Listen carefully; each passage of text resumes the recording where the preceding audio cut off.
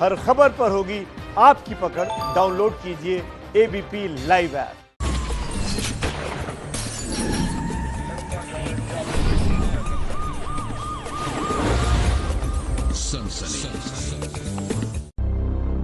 जिस पुलिस वाले को लगी 3 गोलियां, को जो गोली लगी थी वो हाथ में लगी। वो हाथ में लगी थी, वो मेरे पैर में 2 गोली पैर में लगी थी।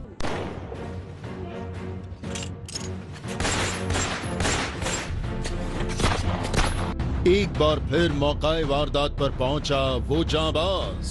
यही रास्ता है, इधर से हम सब लोग जो है एक साथ आ रहे थे। बिल्कुल यही वो जगह है जहाँ पे जेसीबी लगी हुई थी।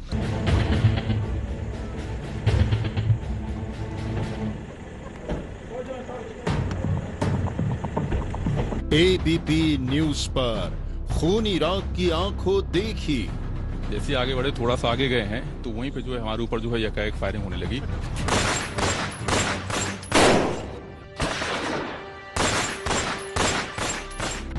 कैमरे में कैद विकास दुबे की दरिंदगी के सबूत।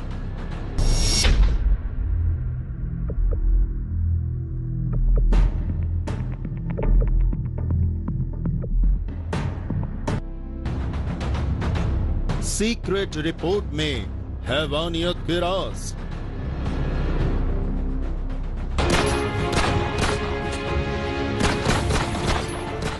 टीवी पर पहली बार कानपुर हत्याकांड का पोस्टमार्टम। मेरे हाथ में एक सीक्रेट रिपोर्ट है। इस रिपोर्ट में कानपुर हत्याकांड के कई अहम राज छुपे हैं। यह रिपोर्ट गैंगस्टर विकास दुबे की दरिंदगी का सबसे बड़ा सबूत है। 8 पुलिस वालों की हत्या से जुड़ी इस रिपोर्ट की पूरी कहानी हम आपको बताएंगे, लेकिन उससे पहले देखिए उस जांबाज वर्दी वाले की दास्तान, जिसे विकास दुबे के हमले में 3 गोलियां लगी थी, लेकिन अस्पताल से छुट्टी मिलने के बाद वो एक बार फिर मौकाए वारदात पर पहुंच गया और उसने एबीपी न्यूज के कैमरे पर बयान की है खूनी रात की आंखों देखी।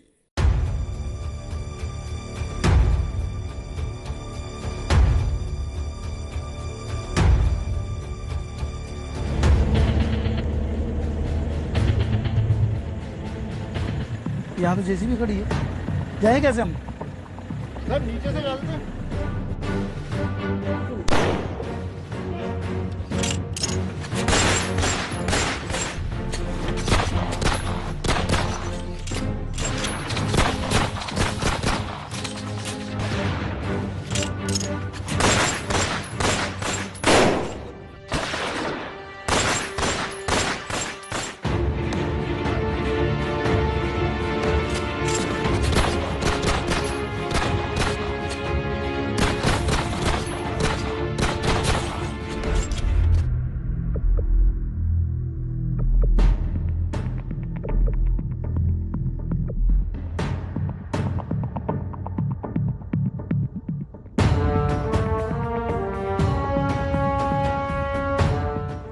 विकास दुबे हूँ, कानपुर वाला।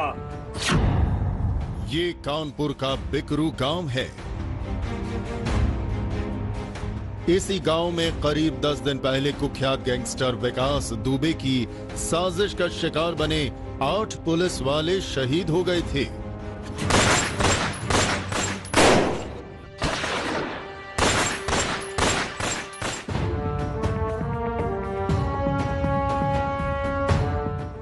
विकास दुबे हूँ, कानपुर वाला। करीब 10 दिन पहले बिकरू गांव की जो गलियां 8 पुलिस वालों के खून से लाल हो गई थी, आज फिर उसी गांव में पहुंचा है एक जांबाज वर्दी वाला। यही रास्ता है, इधर से हम सब लोग जो है एक साथ आ रहे थे।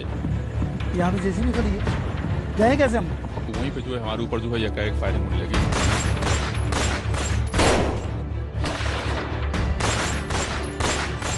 वो हाथ में लगी थी, वो मेरे पैर में 2 गोली पैर में लगी।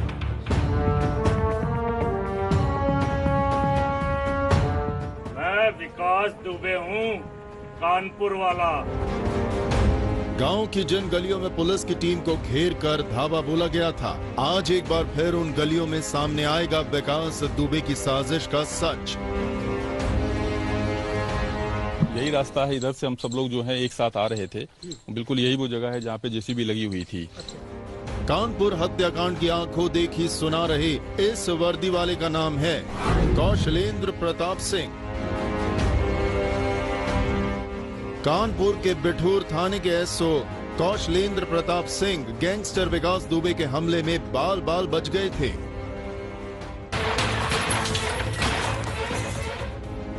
जांबाज पुलिस अधिकारी कौशलेंद्र प्रताप सिंह आज एबीपी न्यूज के कैमरे पर सुना रहे हैं खूनी रात की पूरी कहानी। बिठूर थाने के एसओ कौशलेंद्र प्रताप सिंह ने एबीपी न्यूज संवाददाता संजय त्रिपाठी को वो गली भी दिखाई जहां रात के अंधेरे में जेसीबी मशीन खड़ी करके पुलिस टीम का रास्ता रोका गया था। यहाँ पे जेसीबी खड़ी है, जाए कैसे हम? सर नीचे से डालते हैं।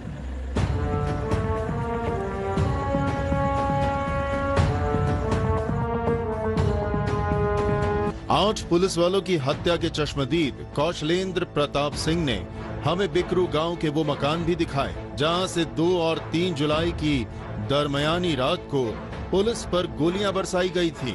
मकान जो प्रेम प्रकाश पांडे का था इसमें भी काफी खून नजर आया था हम लोगों को। ये है क्योंकि हम लोग आगे निकल गए थे और हमारे पीछे जो लोग रहे थे चूंकि फायरिंग होने लगी थी प्लस इस छत से भी फायरिंग हो रही थी तो जिसको जहां जगह मिला तो यहाँ से नियरेस्ट यही है, ये है और ये है। तो लोग जो है वो सबके सब जो है इधर की तरफ भाग करके अपना पोजीशन लिए, जो खाली हाथ रहे होंगे वो उन्होंने अपना छिपने का जगह देखा। सबसे ज्यादा गोलियां कहाँ से चल रही थी, किस मकान से? गोलियां देखिए, गोलियां तो सब जगह से चल रही थी और ये बताना बड़ा मुश्किल है कि कहाँ से सबसे ज्यादा चल रही थी, लेकिन इस घर से और प्लस आगे एक टूटा हुआ घर है वो और ये ठीक है और एक इसके ऊपर से गोलियां सभी जगह से चल रही। विकास कहाँ से चला रहा था? विकास यहाँ से था। अच्छा, अपने घर की छत से कच्चे वाले। अच्छा, फिर क्या हुआ? बस उसके बाद फिर हम लोग वहां जब पहुंचे तो हम लोगों को गोली लग चुकी थी तो हम लोग वहां से दीवार की आड़ ले लिए। आड़ लेकर के उसके बाद फिर जो है हम लोगों ने वहां से हमारे पास में जो फायर थे वो सब खत्म हो चुके थे। तो बाद में फिर हम लोगों ने दो साथी हमारे और भी इंजर्ड हो चुके थे तो उनको हम मौके से निकालने का प्रयास किया और उधर पीछे ट्रॉली की आड़ लेते हुए फिर आगे हम लोग थोड़ा सा मैं आगे चल के बता दें कि आप लोग इस रास्ते से गए होंगे। हाँ। अच्छा, फिर आगे कितनी दूर तक गए और वहाँ किसको सिपाहियों गोली लगी थी? हमारे कांस्टेबल जो है हमारे साथ के जो हमराई थे उन्हीं के साथ में जो है वो भी इंजर्ड हो गए थे, मैं भी इंजर्ड हो गया था। विकास दुबे के खूनी तांडव के शिकार एसओ कौशलेंद्र सिंह ने एबीपी न्यूज संवाददाता संजय त्रिपाठी को बताया कि हत्यारा विकास दुबे अपने घर की छत पर खड़े होकर वर्दी वालों पर निशाना साध रहा था और चारों तरफ छतों पर घात लगाकर बैठे उसके गुर्गे अंधाधुंध गोलियां बरसा रहे थे।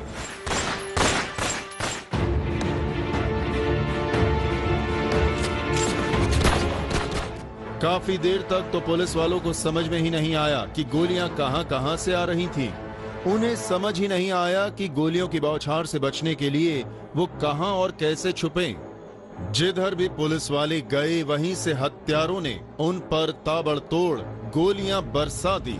मकान के भी देखिए दरवाजों पे गोलियों के छेद हैं। हाँ। ये किसके फायर थे? ये सब ये इधर से फायर थे। अच्छा, हाँ। मतलब विकास की वो पार्टी जो फायर कर रही थी इस मकान से, बिल्कुल। जो विकास का घर है। हाँ, तो इन मकानों की गोलियां लगी। क्या इसके अंदर पुलिस के लोग थे? इसके यहाँ पे अब ये तो मैं नहीं देख पाया कि इसके अंदर पुलिस के लोग थे। ये यहाँ से भी पॉसिबिलिटी हो सकती है क्योंकि हमारे ऊपर जो फायर था वो इस वाले घर से हो रहा था। तो चूंकि इसका जो वो दिख रहा है तो समझता इधर से ज्यादा एंगल इसका दिख रहा है। छोटी सी कोठरी में भी कुछ सब मिले थे, इसमें क्या हुआ था? ये मैं नहीं देख पाया उस समय कि ये लोग समझता है बाद में आए क्योंकि आगे फ्रंट में आने वाले हम थे और हमारा चौकी इंचार्ज जो था वो था। तो चौकी इंचार्ज पहले इधर की तरफ गया था, बाद में शायद वो भाग करके आया होगा, छिपा होगा यहाँ पे। तो फिर यहाँ पे जो है बाद में लोगों को मारा या बाद में इकट्ठा किया है। कितनी देर ये सब चला है? फायरिंग कितनी देर? जो है मैं यहाँ करीबन 20 से 25 मिनट में रहा था तो 20-25 मिनट तक मैंने खुद देखा है और इसके बाद में फिर पता नहीं, फिर मैं निकल गया था यहाँ से। फिर आपको जो गोली लगी थी वो हाथ में लगी? वो हाथ में लगी थी, वो मेरे पैर में 2 गोली पैर में लगी थी। अच्छा, यही रास्ता है, इधर से हम सब लोग जो है एक साथ आ रहे थे।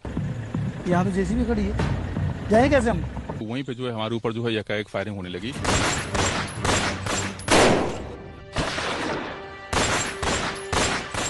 वो हाथ में लगी थी, वो मेरे पैर में 2 गोली पैर में लगी थी। एसओ कौशलेंद्र प्रताप सिंह के मुताबिक गैंगस्टर विकास दुबे और उसके साथी अंधाधुंध फायरिंग करते हुए सभी पुलिस वालों को जान से मार देना चाहते थे। फायरिंग में कौशलेंद्र प्रताप सिंह बुरी तरह से घायल हो गए थे, लेकिन अपनी बहादुरी और सूझबूझ से इन्होंने न सिर्फ अपनी जान बचाई बल्कि कांस्टेबल अजय सिंगर समेत अपने कई साथी पुलिस वालों को बचा लिया। अंधाधुंध फायरिंग थी, समझ नहीं आ रहा था कहाँ से गोली चल रही है। अच्छा, फिर इस जगह पर आए आप, यहाँ क्या हुआ? बस यहाँ से फिर हम लोग जो है फायरिंग चूंकि हमारे पास, फिर हम लोग इधर चले गए थे उस कोने में, उस कोने से ट्रॉली के पीछे और ट्रॉली से पीछे उधर टूटे हुए मकान से निकल गए थे।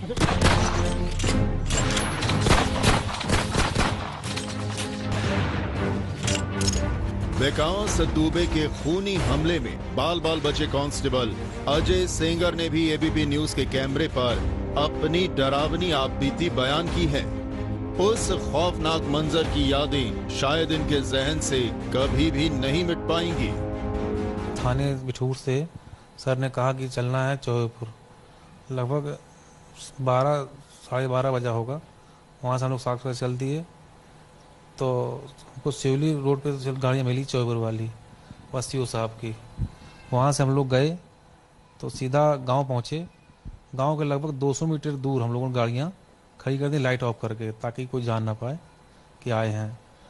तो अंदर जा रहे थे तो सब लोग आगे हो गए, हम थोड़ा पीछे हो गए थे, लेकिन हम लंबे कदम आगे पहुँचे तो देखा जेसीबी लगी थी। लगभग 10 लोग आगे पार कर चुके तो पीछे हम भी पार किए। तो सर ने बोला साथ में आओ, तो हम साथ में गए तो देखा कि ऊपर एक शख्स खड़ा था। जो दिन आज देखा तो लगा कि वही विकास दुबे था। तो जैसे ही कहा पकड़ो पकड़ो तो अचानक गोलियों की फायर होने लगी, मतलब अनगिनत गोलियां। पहली गोली हमको लगी, 3 गोलियां लगी आके, मैं गिरा, फिर उठा, वह दीवार की आड़ ली मैंने और सर ने, अजय कश्यप ने। अमूमन हम लोग गांव में जाते हैं तो जाते हैं नॉर्मल जाते हैं कि कोई गांव है कोई अपराध, वो तो है नहीं कि यहाँ पे हम लोग पहले से वो हो जाएं। तो ये पहला वाकया है जो ऐसा कांड हुआ। और गोलियां चारों तरफ गोलियां आ रही थी, लगभग 15 से 20 लोग गोलियां चला रहे थे। कांस्टेबल अजय सेंगर की इन बातों को सुनकर आप मौत के उस खौफनाक मंजर की कल्पना कर सकते हैं। अजय अब ठीक हैं, जख्म धीरे धीरे भर रहे हैं, लेकिन 8 पुलिस वालों की शहादत ने जो जख्म इनके दिल पर दिए हैं वो ताउम्र नहीं भर पाएंगे। हत्यारे विकास दुबे की साजिश बेहद खतरनाक थी। उस साजिश की गवाही दे रही है 8 वर्दी वालों की ये पोस्टमार्टम रिपोर्ट। इतना ही नहीं, अब तक की तहकीकात में भी साफ हो चुका है कि जिन गलियों से होकर पुलिस की टीम गांव में दाखिल हुई थी वहां चप्पे चप्पे पर विकास दुबे के शूटर तैनात थे। इस बात की पूरी प्लानिंग थी कि एक भी पुलिस वाला जिंदा वापस न लौट पाए। इतना ही नहीं, शहीद पुलिस वालों की लाशों को गांव में ही जलाने की तैयारी की गई थी। अपने आखिरी कबूलनामे में खुद विकास दुबे ने किया था यह सनसनीखेज खुलासा।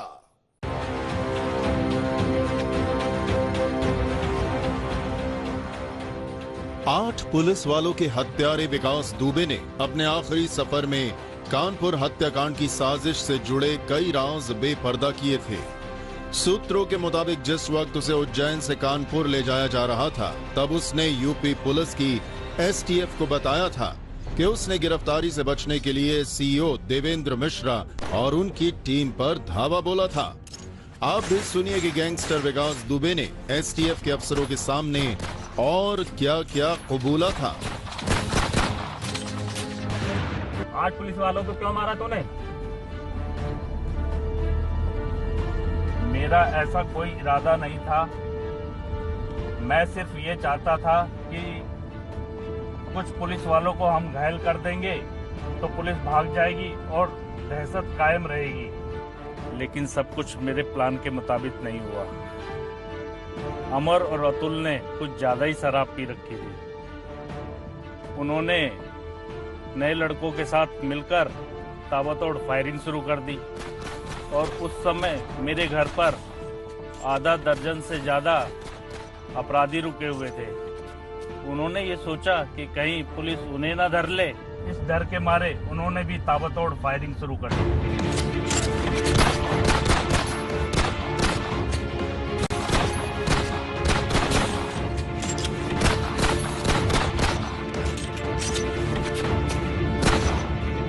8 पुलिस वालों के हत्यारे विकास दुबे ने अपने आखिरी सफर में एसटीएफ के अधिकारियों को बताया था कि वो पुलिस वालों को सिर्फ घायल करना चाहता था ताकि वो लोग डर कर भाग जाएं। लेकिन उसके साथियों ने शराब के नशे में अंधाधुंध फायरिंग कर दी, जिसमें सीईओ देवेंद्र मिश्रा समेत 8 पुलिस वालों की जान चली गई। विकास दुबे ने पुलिस वालों पर यह खूनी हमला किन हथियारों से किया था, अब आप ये भी सुन लीजिए। कौन से हथियारों से फायरिंग करी थी? मैंने मेरे भांजे शिवम तिवारी के नाम राइफल ले रखी थी। अमर उसी से फायरिंग कर रहा था। अतुल और गैंग के बाकी लोग राइफल और देसी कट्टों से फायरिंग कर रहे थे। ये सब मेरे मामा प्रेम प्रकाश की छत पर मौजूद थे और मैं अपनी छत से रिपीटर बंदूक से गोलियां चला रहा था। उस टाइम मेरा ऐसा कोई मकसद नहीं था। मेरा मकसद सिर्फ दहशत फैलाने का था। लेकिन जब पुलिस भागने लगी तब मैं नीचे आया तो 8 पुलिसकर्मी मरे पड़े थे। ये मेरे सोच से बहुत ज्यादा था। तब मैंने सीओ के पैर में एक गोली मारी, क्योंकि वो कहता था कि विकास तू एक पैर से लंगड़ा है, मैं तुझे दोनों से कर दूंगा। हमारी प्लानिंग तो शवों को डीजल से जलाने की थी, लेकिन वक्त के अभाव में हमें वहां से भागना पड़ा। सूत्रों के मुताबिक एनकाउंटर से पहले अपने कबूलनामे में विकास ने एसटीएफ के अधिकारियों को बताया था कि वो मारे गए पुलिस वालों की लाशों को जला देना चाहता था ताकि कोई सबूत बाकी न बचे। लेकिन थोड़ी ही देर में जब भारी तादाद में पुलिस की दूसरी टीमें मौकाए वारदात पर पहुंच गईं, तो उसे अपने साथियों समेत वहां से भागना पड़ा था। विकास दुबे के कायराना हमले में जो 8 वर्दी वाले अपने फर्ज पर कुर्बान हुए थे, उनकी लाशों के पोस्टमार्टम में सामने आई बेहद डरावनी कहानी। पोस्टमार्टम रिपोर्ट में दर्ज हैं विकास दुबे की हैवानियत के सबूत। वो सबूत आज आप पहली बार देखेंगे। 8 वर्दी वालों की पोस्टमार्टम रिपोर्ट में हुए हैं दिल दहलाने वाले खुलासे। शहीद सीओ देवेंद्र मिश्रा, एसओ महेश यादव, चौकी incharge Anoop Kumar, sub inspector Nebulal, constable Sultan Singh, constable Rahul, constable Jitendra और कांस्टेबल बबलू। इन 8 वर्दी वालों के साथ 2 और 3 जुलाई की रात जो दरिंदगी हुई थी, उस दरिंदगी के सबूत अब सामने आ गए हैं। गैंगस्टर विकास दुबे और उसके साथियों की बेरहमी के वो सबूत आज आप पहली बार अपनी टीवी स्क्रीन पर देखेंगे। वो सबूत हैं 8 शहीद पुलिस वालों की पोस्टमार्टम रिपोर्ट। ये 8 पोस्टमार्टम रिपोर्ट हैं और इन रिपोर्ट्स का एक एक पन्ना गवाही दे रहा है कि विकास दुबे और उसके साथियों ने पुलिस वालों पर पूरी प्लानिंग के साथ अटैक किया था। 6 पुलिस वालों को पॉइंट ब्लैंक रेंज से गोली मारी गई थी। 5 पुलिस वालों को गर्दन के ऊपर यानी चेहरे पर गोली मारी गई। सीओ देवेंद्र मिश्रा को 4 गोली मारी गई थी, 3 शरीर के पार हो गई। इतना ही नहीं, सीओ देवेंद्र मिश्रा के पैर पर तेज धार हथियार से भी हमला किया गया। दूसरे पुलिस वालों पर भी धारदार हथियार से हमला किया गया था। 3 पुलिस कर्मियों को सिर पर गोली मारी गई थी। 1 पुलिसकर्मी को चेहरे पर गोली मारी गई थी। इस पोस्टमार्टम रिपोर्ट से यह बात भी सामने आई है कि एक पुलिसकर्मी के हाथ से गोली आर पार हो गई। इस बात से यह अंदाजा लगाया जा रहा है कि हो सकता है कि उस पुलिसकर्मी ने खुद को बचाने के लिए हाथ को आगे किया हो, तभी गोली चली जो उसके हाथ से आर पार हो गई। हत्यारे विकास दुबे और उसके साथियों की गोली का निशाना बने पुलिस वालों में सबसे ज्यादा गोलियां लगी थीं शहीद सीओ देवेंद्र मिश्रा को। गोली लगने के बाद सीओ देवेंद्र मिश्रा हत्यारे विकास दुबे के मामा प्रेम प्रकाश पांडे के घर में जा छुपे थे, जो बगल में ही था। लेकिन विकास के साथियों ने उन्हें उसी घर के आंगन में घेर कर सिर में गोली मार दी थी।